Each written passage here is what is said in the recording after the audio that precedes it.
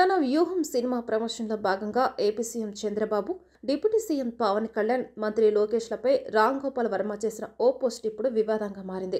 దీనిపై టీడీపీ నేతలు ఫిర్యాదులు చేయడంతో పాటు కొందరు కేసులు నమోదు చేశారు. ఇప్పటికే రామ్ గోపాల్ వర్మకి నోటీసులు అందించగా విచారణకి మాత్రం హాజరు కాలేదు. దీంతో గత 4 రోజులుగా సినీ దర్శకుడు రామ్ గోపాల్ వర్మని అరెస్టు చేయబోతున్నారంటూ మీడియా వార్తలు వచ్చిన సంగతి తెలిసిందే.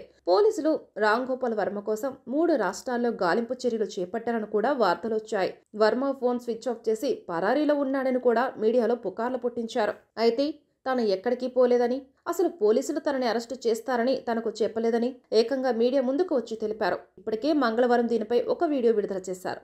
సినిమా షూటింగ్ తీరిక లేకపోవడంతోనే పోలీసుల విచారణకు రావడం కుదరలేదని చెప్పారు. తాజాగా రామ్ గోపాల్ వర్మ ఓ మీడియా సంస్థకి ఇంటర్వ్యూ ఇచ్చారు. ఈ ఇంటర్వ్యూలో వర్మ పలు కీలక విషయాలు వెల్లడించారు. ఒంగోలు పోలీసులు తనను అరెస్టు చేయడానికి రాలేదని తెలిపారు. పోలీసులు కనీసం తన ఆఫీస్కి కూడా రాలేదని చెప్పారు. మీడియాలో చూసి కొందరు అపోహలు పడుతున్నారని అన్నారు. మీడియాలో చూసి చాలా మంది తనకు ఫోన్ చేసి పరామర్శించడం చేస్తున్నారని, అది నచ్చక తన ఫోన్ స్విచ్ ఆఫ్ చేశారని తెలిపారు. తాను ఎక్కడికి పారిపోలేదని, ఒకవేళ పోలీసులు అరెస్టు చేస్తే జైల్లో కూర్చొని కథలు రాసుకుంటానని కుండ బద్దలు కొట్టారు.